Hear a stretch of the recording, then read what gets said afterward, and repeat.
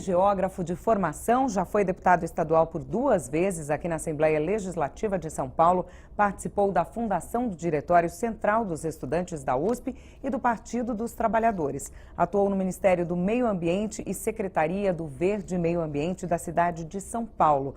Enfrentou perseguição política por conta do Ato Institucional 5.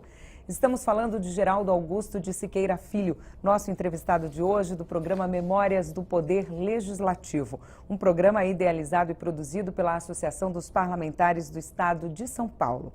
Muito obrigado pela participação do senhor aqui no nosso programa. Eu acredito que consegui resumir um pouquinho dessa trajetória tão extensa, dessa descrição de começo. Eu poderia dizer que o que me despertou num primeiro momento foi o ano de 68, que foi um ano que, no mundo inteiro, Paris, Estados Unidos, na Europa, a juventude se levantava e protestava contra a guerra do Vietnã, a revolução dos costumes, cabelo comprido, rock and roll, liberdade sexual. Aquilo tudo envolvia um clima de euforia e de explosão, de rebelião, de tentativa de mudar o mundo. Então, em 68, eu vi, de repente, alguns estudantes convidaram para ir na USP, eu era secundarista. Eu fui lá com a minha carteirinha do Fernão Dias Pais, aqui de Pinheiros, e entrei na cidade universitária que estava com barricadas, estudantes em cima das barricadas, com lenço no rosto, e gramado, pessoas namorando, tocando flauta, tocando violão, a assembleia do outro lado. Aquele clima de, eu falei, olha, isso aqui é uma terra libertada, onde todo mundo está podendo fazer o que quer. E me encantei com aquilo, participei de algumas manifestações em 68. O senhor participou do movimento estudantil secundarista também, né? Já no começo. No último ano, foi em 68, quando eu estava saindo. Fizemos um grêmio lá, já tinha o grêmio, fizemos uma chapa e tinha uma greve na época dos professores, estamos em greve para apoiar os professores que queriam direitos, esses, aqueles, etc. Mas aí no final do ano veio a AI-5, como você estava dizendo, e aquilo foi dava para perceber que a história tinha dado uma guinada e não era em direção à luz, era uma coisa... Deu para ver o pronunciamento na televisão, era uma sucessão são suspensas garantias individuais, proibido reunião, proibido... Dava para perceber que viriam tempos escuros. Tempos difíceis. Difíceis. Né? E, de fato, ali eu comecei a me associar com organizações de esquerda clandestina, que tinha vários tentando recrutar para isso, para aquilo. Alguns tentaram me recrutar para a luta armada. E eu fui convencido por outras organizações de que a luta armada era uma aventura fadada à derrota. Que pese o heroísmo dos que se lançaram nessa empreitada, né?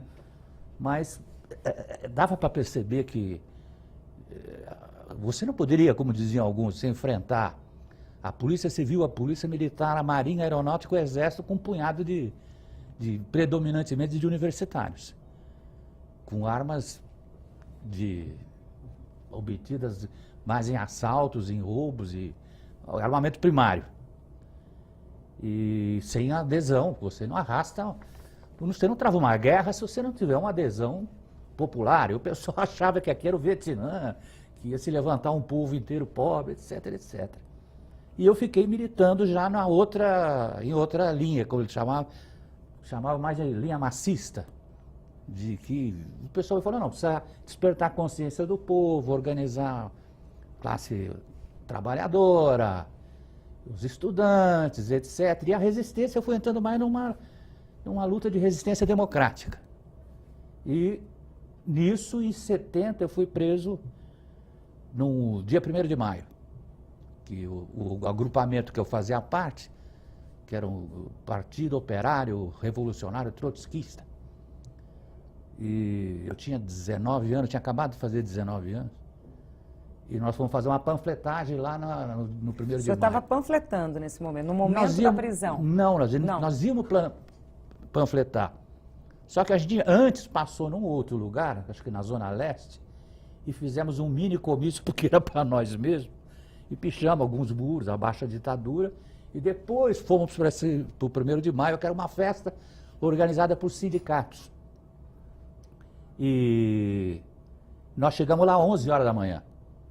Já tinha passado meio mundo lá e panfletado. Você dava para perceber que você via panfleto no chão. Jogado para todo lado. Para todo lado tinha. E nós chegamos num grupo. Eu cheguei de ônibus, mas éramos uns 9, 10. Era um grupo pequeno, né? Era um grupo pequeno, mas era para panfletar. E levaram ingenuamente os panfletos numa cesta de feira, numa sacola de feira. E quando nós chegamos lá, era visível, porque você via, tinha um campo de futebol tendo um jogo, tinha luta livre, tinha bandinha, tinha algodão doce, criançada, sanduíche, pipoca. Era uma festa, com várias competições esportivas. E você olhava para o campo, que tinha um campo de futebol, era no estádio Maria Zélia, na Zona Norte. E você olhava para o campo, você já via gente, alguns caras já de costas para o campo, encostado no alambrado e olhando a pequena arquibancada.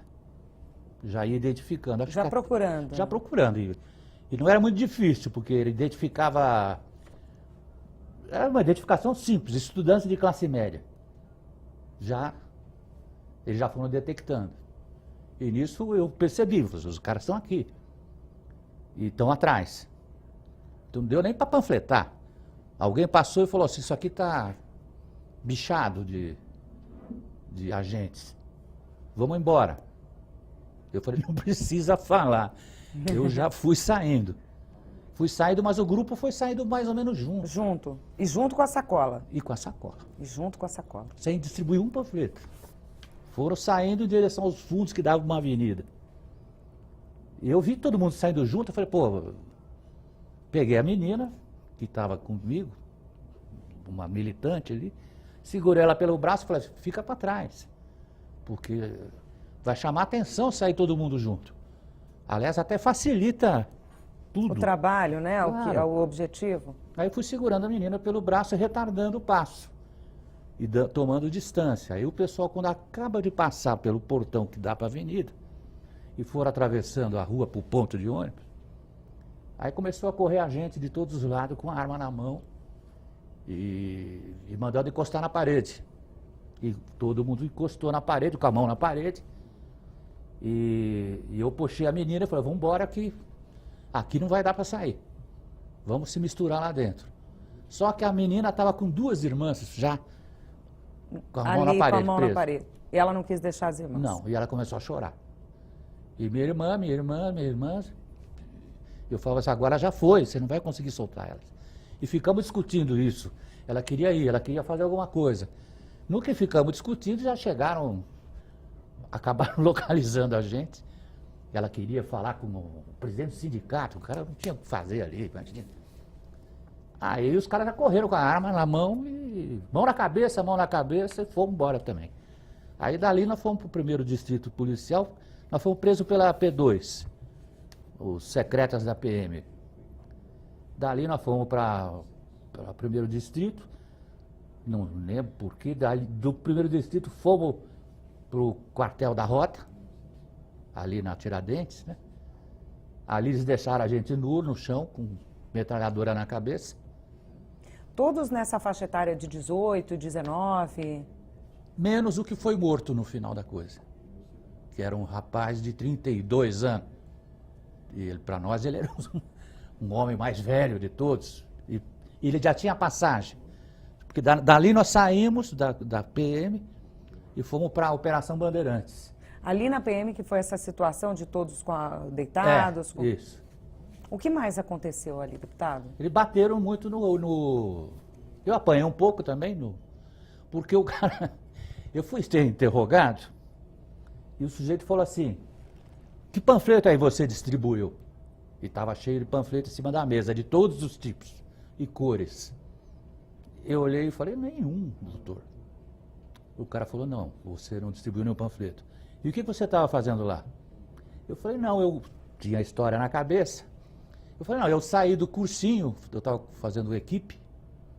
Eu saí do cursinho e recebi um convite dessa festa, que era lá do 1º de maio, lá na Vila, no fim da Zona Norte. Aí ele falou, muito bem, esse 1º de maio era uma sexta-feira. Quer dizer, era um feriado na sexta, sábado e domingo. Ele falou, muito bem, você foi nessa festa. O que você estava fazendo na festa? Eu falei, a gente já tinha combinado na viatura. Mas deu para combinar ali na viatura? Combinou um cochicho. Porque eles puxaram a sirene, no meio da sirene deu para combinar. Falei assim, combinar o mínimo. O cara falou assim, olha, a gente estava vendo o jogo e ele estava jogando torneiro mecânico contra padeiro. E o jogo está 0-0. Se perguntarem, você mostra que você estava participando da festa. E o cara falou, muito, o que você estava vendo? Eu falei, eu estava vendo o jogo de torneiro mecânico contra padeiro que estava 0-0. O cara falou assim, muito bem. Então, ele falou, você, um estudante de 19 anos, da classe média, que mora em Pinheiros, quando chega um feriado prolongado, sexta, sábado e domingo, aí você acorda às 6 horas da manhã, pega 2 ou 3 ônibus para chegar até o fim da Zona Norte para assistir jogo de torneiro mecânico contra padeiro? Você está pensando que eu sou imbecil? Ele levantou e me pregou na parede. E veio, caiu minha história. Mas fiquei aguentando nessa, né? Mas dali eles mandaram a gente para o DOI-CODE, que é a Operação Bandeirantes. Todos? Todos. Aí nós chegamos no DOI-CODE de noite, já fim de tarde, começo de noite. E o DOI-CODE estava cheio de gente da guerrilha do Vale da Ribeira, do Lamarca, que era o pessoal ligado à VPR, Vanguarda Popular Revolucionária. E estava uma gritaria de tortura para todo lado. E nós ficamos no banco. Aí eu vi o capitão do DOI-CODE, que era o capitão Homero, comentando com o outro agente. Quem é que trouxe esses caras para cá? Os caras éramos nós. O cara falou, foi a P2. Ela falou assim, a P2 só traz merda para cá, né? Não vê que nós estamos ocupados? Porque era coisa séria. Eu falei, nossa, que sorte. Era um café pequeno, né? Não valia nada, um panfletinho, eles queriam guerrilha. Mas daí nós fomos interrogados lá e, por exemplo, no meu caso, eles pegaram o motorista do Lamarca, que estava preso, e queria que o cara me torturasse. Não para fazer eu falar, na verdade ele estava torturando, era o cara. Era um torturador que chamava Dr. Mangabeira. Ele veio e falou assim, perguntou, tinha um estagiário tomando meu depoimento, algo do gênero, que era um jovenzinho. Eu falei, opa, isso aqui eles não estão dando nenhuma importância mesmo. Aí o cara entrou com esse Monteiro, que era o motorista, e ele perguntou pro menino, o que ele falou? O que estava com ele? O cara falou que nada, eu vi que o cara estava com medo, o estagiário estava com medo já do chefe. Eu falei, ixi. Ele falou assim, nada é. Aí ele virou pro tal do Monteiro, ele pegou uma palmatória, deu para ele e falou assim, faz o menino falar. E mandou ele estender a mão. Ele falou, vai, faz o menino falar, porque você está morrendo aqui. Você está morrendo todo dia um pouco. E se você fizer o menino falar, eu te dou um tiro na cabeça. E você para de sofrer. E o cara ficou segurando a palmatória aí, considerando a proposta de meter o... E aí eu vi que o sujeito estava completamente destruído. Primeiro que ele sobrava, as roupas sobravam nele, ele estava muito magro. Há quanto tempo ele estava? Ali eu devia estar ali quando é que... Ele caiu logo no começo, devia estar ali há quase um mês. E aí o sujeito olhava com cara de desespero e falou, não, eu não vou bater. E aí ele virou para o cara e falou assim, você não quer bater? Que bonito. Então você faz o seguinte, desconta em mim. Botou a mão para trás e fez assim com a cabeça. E falou, tá com uma porrada bem dada na minha nuca. Eu que te torturo todo dia, você vai se vingar agora. E o cara não conseguia, ele tinha completo domínio sobre o cara. O cara estava completamente paralisado. Aí ele falou, não vou bater em ninguém, eu não bato em ninguém. O cara falou, não, você não bate em ninguém? Ele puxou uma arma e falou assim, então nós vamos abrir a porta daqui, você sai aí pra rua e você vai morrer como um herói com a arma na mão. E o cara com o revólver na mão, então atira em mim. E o cara também. Dali ele saiu com o cara pedindo água, e ele encheu o cara de porrada. Aí virou pra mim e falou, sabe quem é esse sujeito aqui? Esse sujeito aqui é o motorista do Lamarca. Ele, metido a gostoso, terrorista. E agora, sabe o que aconteceu com a família dele? A família dele está passando fome. E a mulher, para dar leite para a filha, está sendo obrigada a se prostituir nas esquinas. Ele fez dela uma puta e começou, e batia no cara, e o cara, água. Levaram ele arrastado. Mas, como aquilo estava cheio, nós fomos transferidos para o DOPS, num ônibusinho de... Isso já era à noite, né? Já, de madrugada. De madrugada nós fomos postos num ônibusinho, um micro-ônibus e levados para o DOPS. No DOPS nós entramos lá debaixo de um corredor polonês, com os caras batendo com metralhador e outras armas na cabeça. E eles já cismaram com o mais velho, que tinha 32 anos. Ele percebeu que o cara era se alguém sabia alguma coisa, era ele. Ele é que articulava, organizava? Ele era responsável pela gráfica. Depois eu fiquei sabendo, que eu nem sabia disso. Ele era responsável pela gráfica e já tinha sido preso com aquele tipo de panfleto e jornalzinho. Numa outra situação. Numa outra situação. Ele era reincidente? Era reincidente. Já. Eles já separaram ele e perceberam que, como ele era responsável pela gráfica naquela época, devia ser de novo. Eles queriam o endereço da gráfica. Aí mataram ele na tortura. Aí eu fui solto. Vamos deixar essa parte do DOPS, essa chegada lá para o próximo bloco? Tá. Aí a gente fala com mais detalhes, tá bom, deputado? Tá bom. A gente vai agora para um rápido intervalo, mas não saia daí, rapidinho a gente volta já.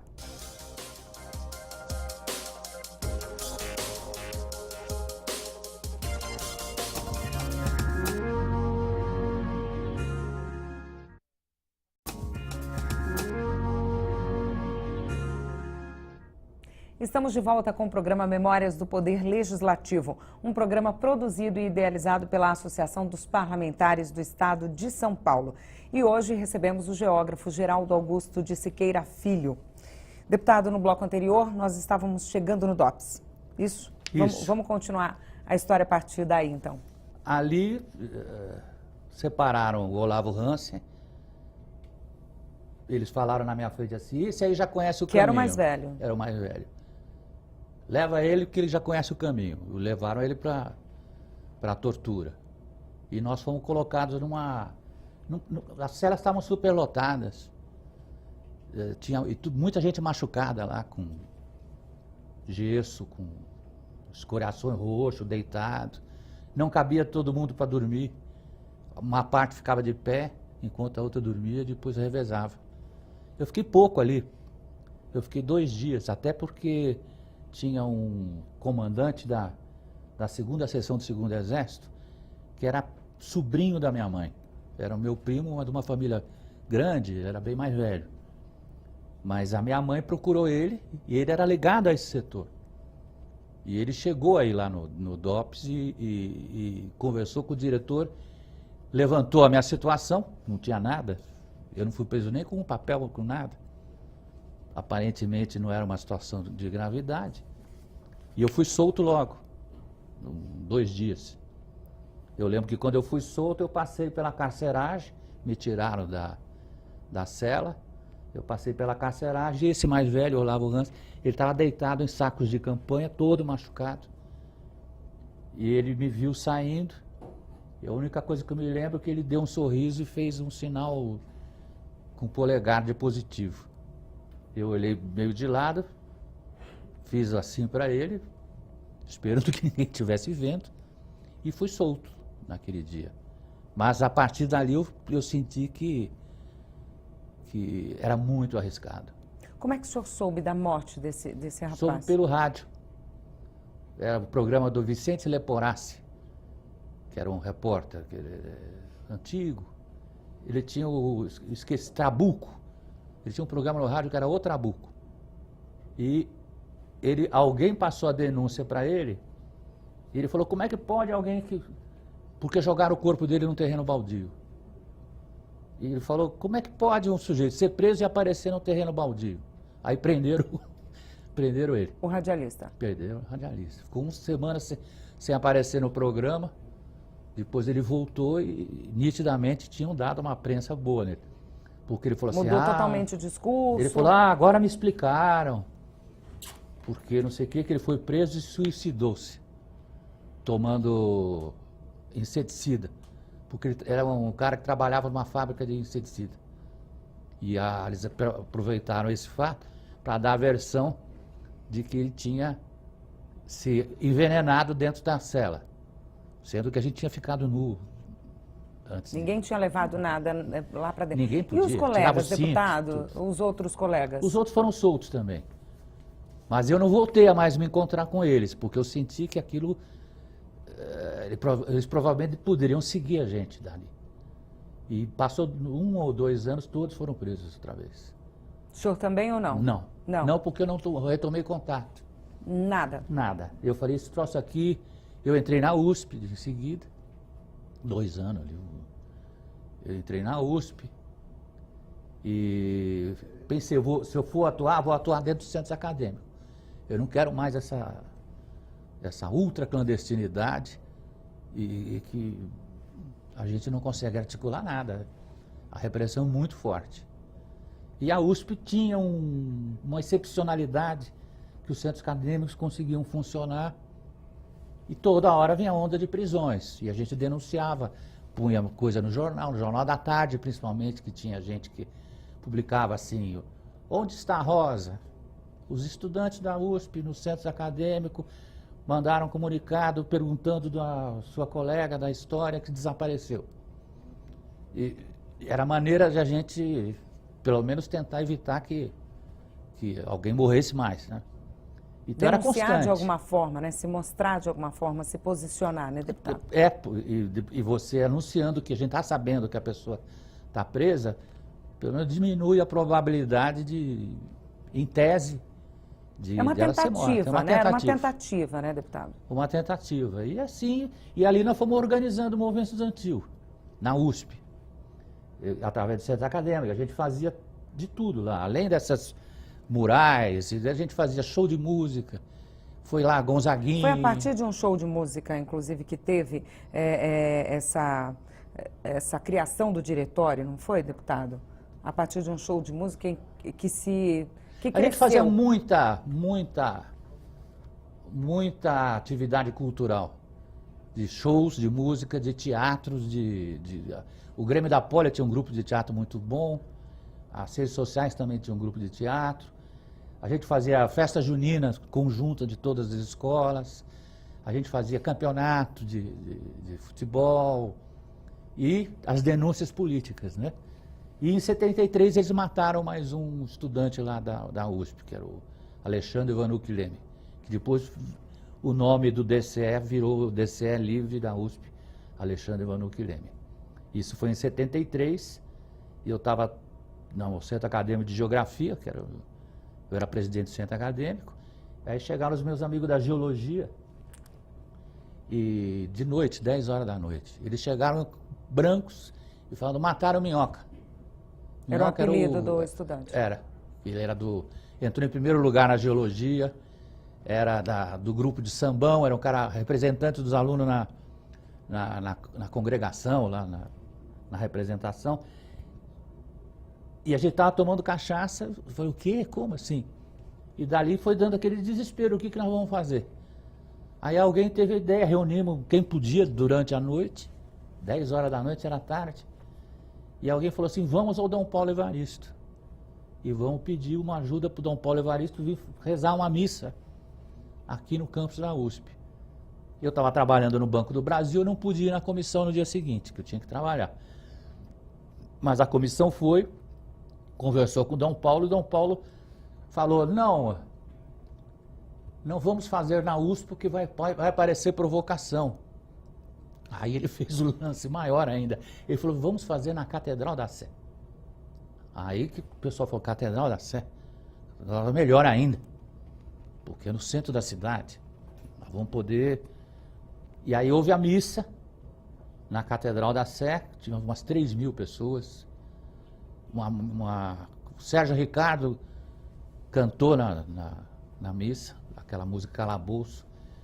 Aquela época não tinha calçadão ali em volta da igreja, e aquilo foi um terror, porque... As ruas ficaram tomadas, né, com a quantidade de... Dentro da catedral e começando a sair para fora.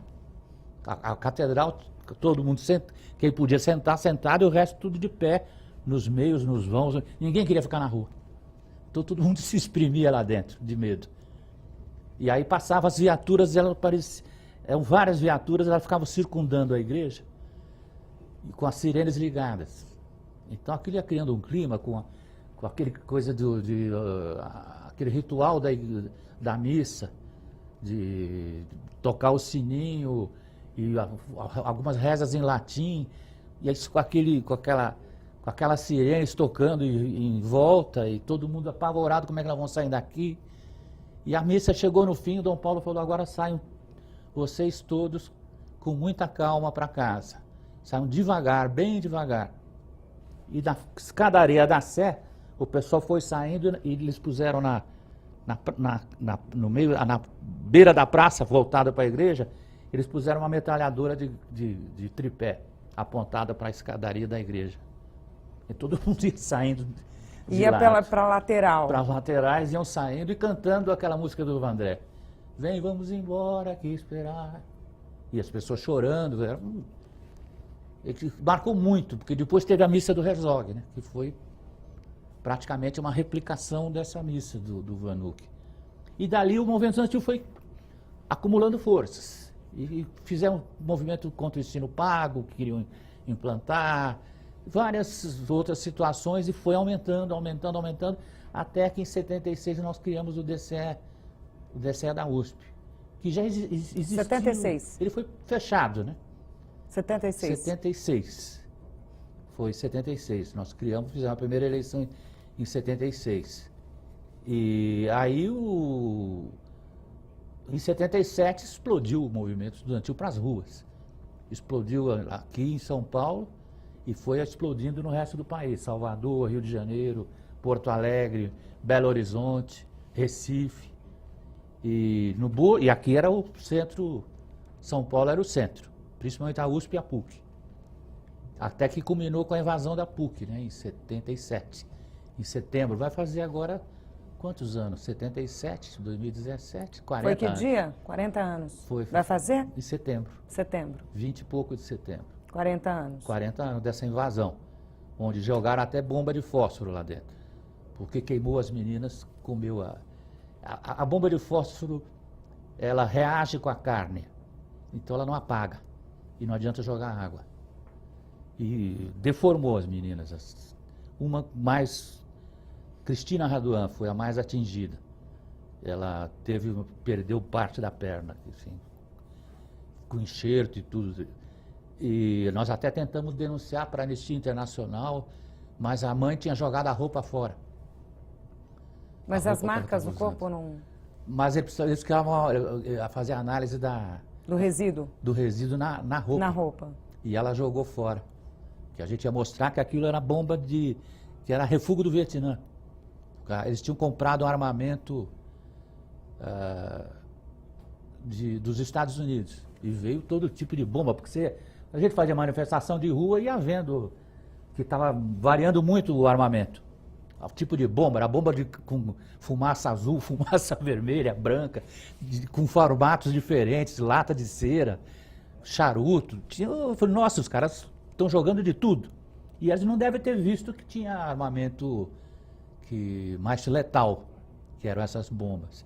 Mas nós fizemos muitas manifestações de rua e em função disso, em 78, apesar de boa parte do movimento estudantil ser pelo voto nulo, porque achava que as eleições não eram democráticas, o pessoal de boa parte do movimento estudantil achou que eu deveria ser candidato a deputado.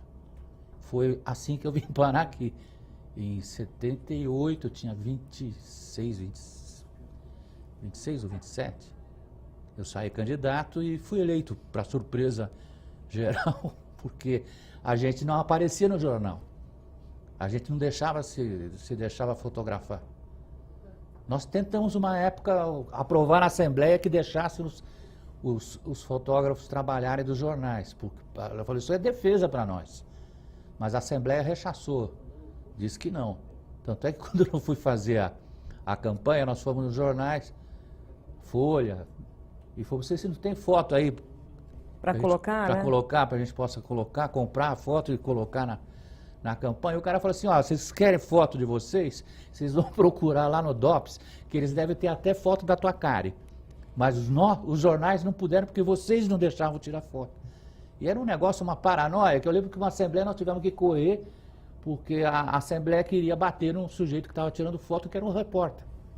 E como a gente sabia que era o repórter, a gente falou, não, ele não é polícia, que dava aquela histeria. O cara é agente, está tirando foto. Falei, não é, tivemos que cercar o repórter para ele não apanhar. Bom, foi a primeira passagem do senhor aqui. Vamos falar um pouquinho dessa experiência, dessas histórias aqui no Parlamento? Sim, ok. Foi em 78. Foi em 78, foi a eleição. Nós tomamos posse, acho que dia 1º de março de 79. E tomamos posse com uma situação também complicada aqui. Porque o dia da posse, os estudantes da movimento estudantil, que ainda está, marcou uma manifestação aqui na Assembleia, do lado dessa rampa aqui, da rampa de entrada. E tinham muitos estudantes. E chegou a polícia militar e os agentes do DOPS para reprimir. E aí o Eduardo Suplicy, ele era invocado com a bandeira da eleição direta para a prefeitura. Acima da prefeitura. Ele acha que tinha que começar pedindo eleição direta para a prefeitura de São Paulo. E ele fez uma faixa. E conversou com a gente e falou, me ajuda a estender essa faixa lá na rampa. E fui eu, Mauro Bragato, Fernando Moraes, Suplicy, Sérgio dos Santos, Breda, João Batista Breda, que morreu esse ano. E ficamos com o Suplicy lá com a faixa. Com a faixa. E aí começaram a jogar bomba nos estudantes. Aí ele queria descer com a faixa. No fim, a polícia veio em cima da gente, arrancou a faixa e desceu a porrada na gente. Em todo mundo. No dia da posse, todo mundo. O terno, eu tinha comprado um terno, porque eu não usava terno, tinha cabelo comprido, jovem. Não gostava de terno, comprei um terno de jeans, que era o mais próximo da informalidade que eu conseguia chegar. Encontrou um terno de jeans? Encontrei. E o terno morreu ali mesmo, porque rasgou. Acabou. Era nego puxando, jogando. No fim nós tomamos posse com o terno rasgado, o Suplicy tentando tirar porque o Suplicy entrou num cabo de força com a PM e com a faixa. Ele queria a faixa? Ele queria a faixa é minha. Aí ficou aquela confusão, no fim devolveram a faixa para ele. Mas não podia ser estendida. Saiu foto. Uma confusão. Quer dizer, tomamos posse na Assembleia naquele dia, já no meio dessa... Já começou quente. Já começou a legislatura dessa forma. Já começou quente. E tomava posse no mesmo dia, acho que o Paulo Maluf, governador, e o general Figueiredo. Saía o Geisel e entrava o Figueiredo. Todos tomando posse, e nós. E ali começou, que é uma época que o parlamento tinha, evidentemente, pouca força. Pouca força, eu digo, em termos legislativos. Vamos contar um pouquinho desse trabalho e da atuação e das dificuldades, né, de atuação no próximo bloco, deputado? Então, pode ser? Então, Memórias do Poder Legislativo vai para mais um intervalo e é rapidinho, daqui a pouco a gente volta.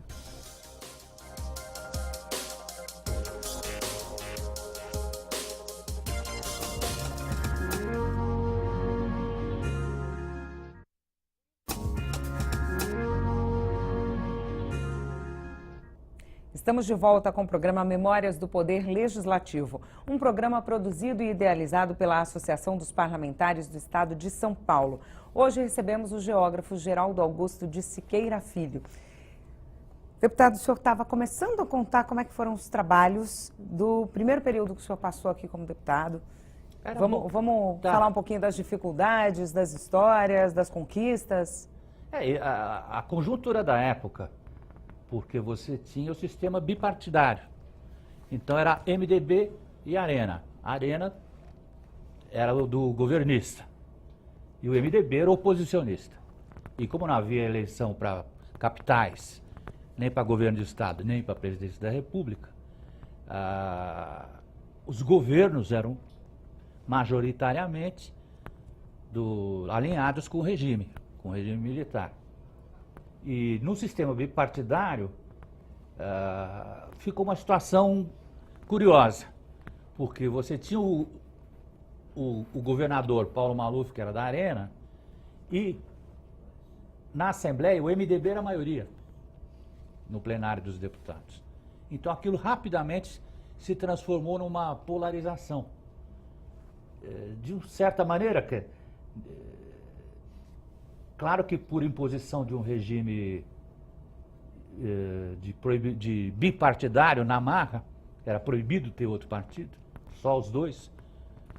Na época os mais radicais diziam que e para ironizar, diziam que como o MDB era um partido consentido, o partido da Arena era do sim e o do MDB era do sim senhor. O que não era bem verdade, mas era uma maldade. E essa polarização com o MDB, com a maioria, ele fazia o presidente da Assembleia Legislativa, a gente fazia, porque eu era do MDB, e as votações no plenário eram disputadíssimas, cabeça a cabeça. E claro que muitos eram cooptados do MDB para as propostas da Arena.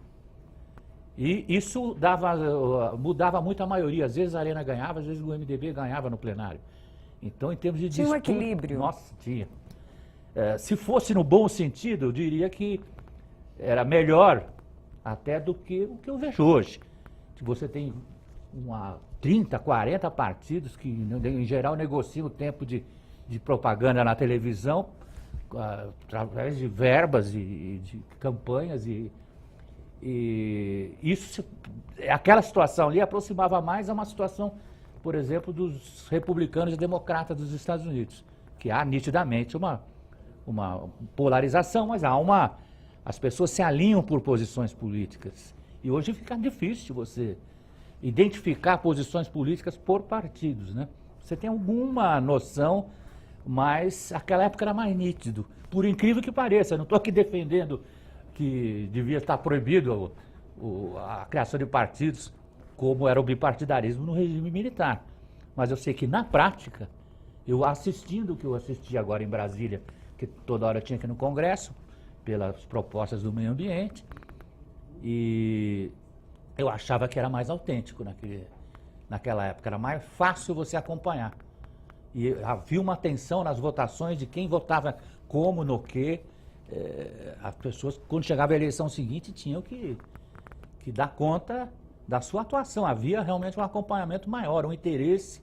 As pessoas prestavam mais atenção nos deputados. Hoje eu vejo que ao menos em Brasília, porque aqui eu não tenho acompanhado, você vê que as pessoas, eu não lembro nem que deputado votou.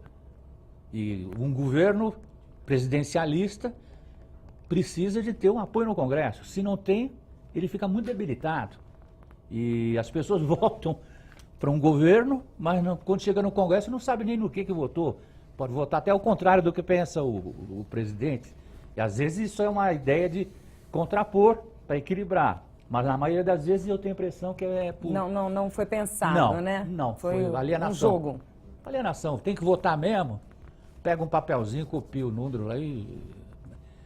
Mas, enfim, as votações eram bastante acompanhadas pela... E a vida política em São Paulo, no estado de São Paulo e em particular aqui na capital, ela era muito... Os movimentos sociais estavam se articulando aqui. O movimento estudantil foi o que puxou, da época que eu te contei, e também o movimento operário no ABC estava pondo, vamos dizer, as mangas de fora. Movimento de periferia, movimento contra o custo de vida, movimento pela saúde, movimento por escola, por creche, carestia. A São Paulo estava fervendo. E como a participação política foi muito tempo tolhida, aquilo vinha que nem uma fervura que transbordava. Todo mundo queria participar politicamente. Havia um gosto pela política muito grande.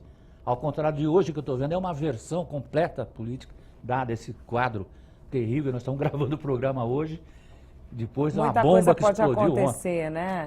Muita coisa pode acontecer, mas, enfim, a polarização era grande. Eu lembro que teve proposta de mudança da capital.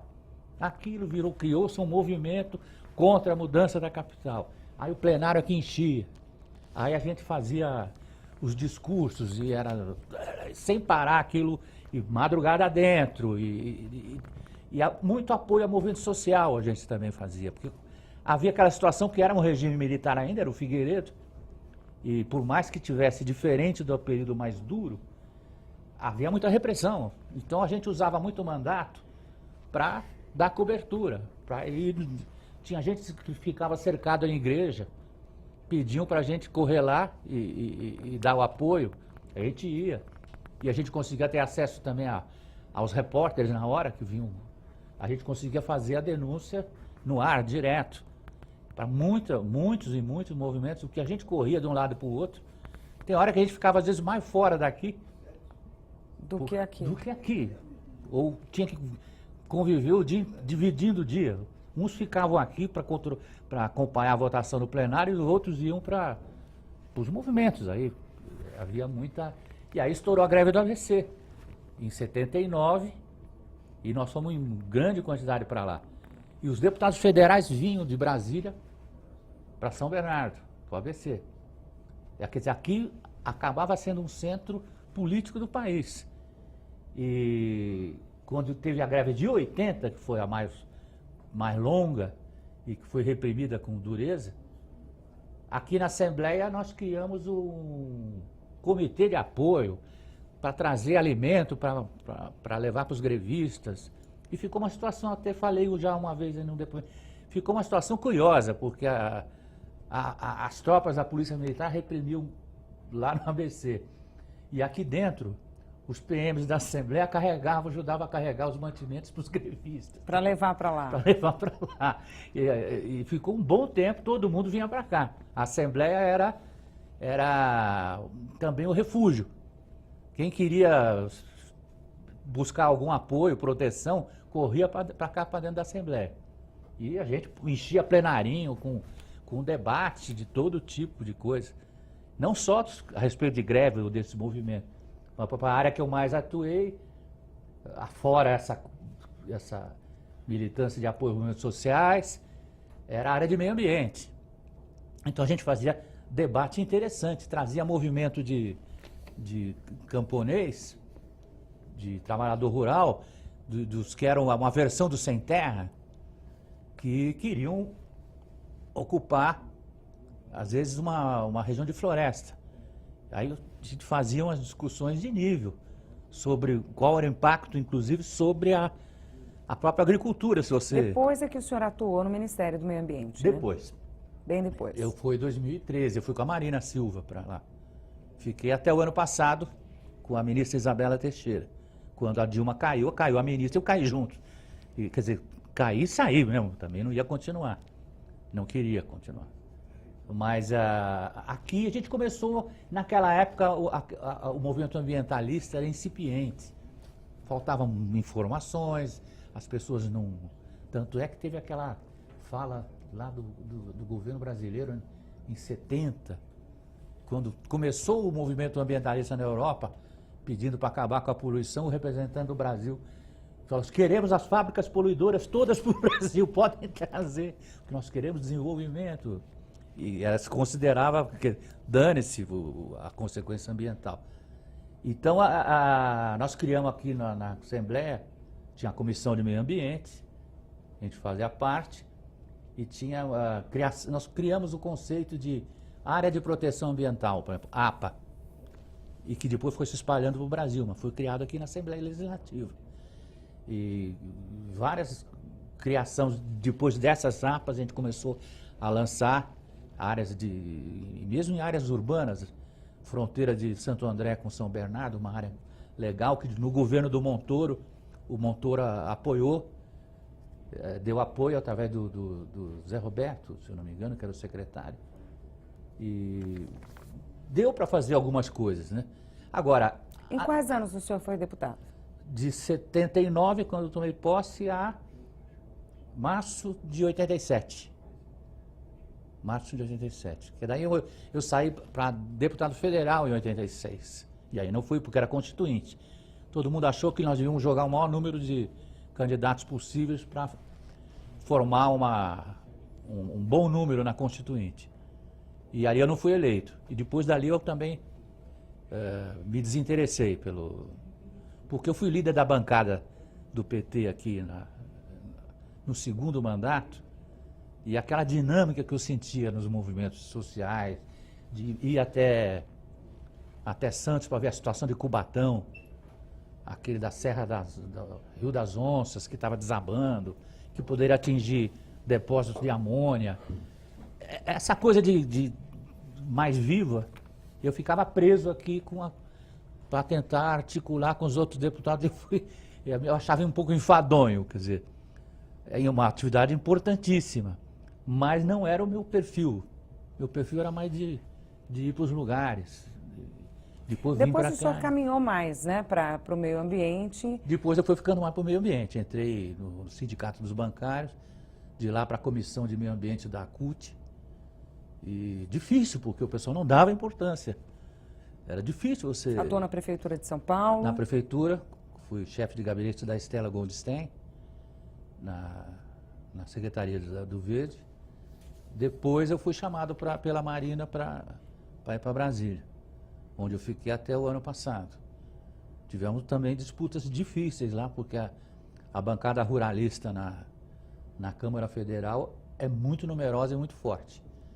Agora nós podemos ter alguns retrocessos. A lei de licenciamento está correndo risco, as unidades de conservação também estão correndo risco. Estão querendo tirar a obrigatoriedade de licenciamento para as atividades de mineração, que é bastante poluidora, agropecuária, você imagina a extensão que pode atingir, e de asfaltamento na Amazônia. Todo dia chega uma notícia de que está tramitando um projeto que deve enfraquecer a questão ambiental no Brasil. São tempos difíceis, porque manter o interesse, eu acho um suicídio o pessoal achar que é impossível você querer acabar com a política, que nem você querer acabar com o clima. Se acabar com a corrupção, acaba com a política. Então vamos acabar com ela. É a mesma coisa que você querer acabar com a tempestade, então vão acabar com o clima. Você não acaba. Isso não alguém vai fazer. O clima continua existindo e a política vai continuar existindo. Então acho muito importante o pessoal valorizar as eleições, as diretas, a participação nas eleições. Eu estou vendo muita gente descrente que não quer mais votar, não quer mais saber. Vão acabar com isso, vão acabar com os partidos, vão acabar com o parlamento, vão acabar com tudo. É um caminho ruim, muito ruim. E espero que as novas gerações elas consigam trazer um oxigênio, porque nós estamos vivendo tempos difíceis. Mais uma vez, né? Mais uma vez. Deputado, muito obrigada pela presença do senhor aqui no nosso programa. Eu que agradeço pela oportunidade. Muito obrigado. Muitas histórias. Muito obrigada pela participação. O programa Memórias do Poder Legislativo, idealizado e produzido pela Associação dos Parlamentares do Estado de São Paulo, termina aqui. Obrigada pela sua audiência e até o nosso próximo encontro.